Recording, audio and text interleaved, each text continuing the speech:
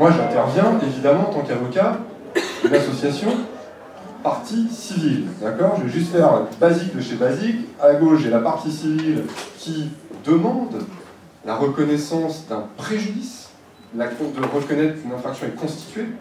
Et de l'autre côté, j'ai la défense, celui qui l'accuse, le prévenu ou l'accusé, selon qu'on est devant un tribunal ou une cour d'assises. Bref, je suis partie civile, et au moment où la présidente de la chambre d'instruction me donne la parole, elle me dit « la parole est à la défense ». Voilà. Cette petite phrase-là, pour moi, elle est révélatrice de tout le travail qu'il y a à accomplir en termes de formation, et je vous rejoins complètement, et là, moi, ça sera plus mon prisme, évidemment, sur l'aspect judiciaire, formation et changement des mentalités. Et moi, ce que je plaide, et je commence souvent mon propos comme ça, c'est de dire la difficulté que vous allez avoir, vous, magistrats, quel que soit le niveau de juridiction, c'est que parfois, vous allez percevoir qu'on vous demande de juger vos pairs, vos équipes. Voilà. Parce que quand on demande de juger une institution telle, un office public HLM tel, une institution qui génère avec un nombre de salariés très conséquent, on est sur un niveau institutionnel.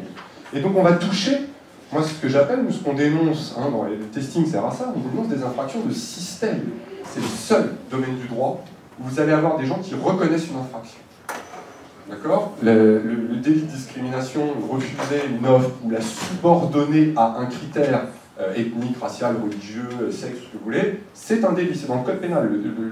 Le texte, l'outil, on l'a. Eh bien, c'est le seul domaine du droit, je disais, où vous allez avoir des personnes, quel que soit leur niveau de responsabilité, qui vont reconnaître l'infraction. Oui, je discrimine. Mais, j'ai toutes les bonnes raisons du monde de le faire.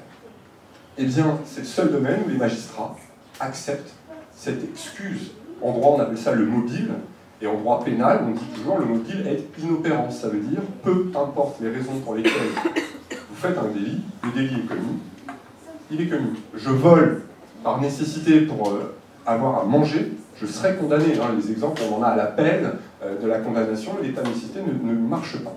Aujourd'hui, le testing, pour qu'on soit tous bien clairs autour de la table, notamment pour les intervenants, du moins les participants européens, c'est intéressant de le savoir, dans le droit français, l'outil testing est reconnu en tant que tel comme un mode de preuve à part entière. D'accord ? C'est dans le code, depuis la loi sur l'égalité des chances en 2006. Mais il faut qu'à un moment donné, le système judiciaire fasse peur.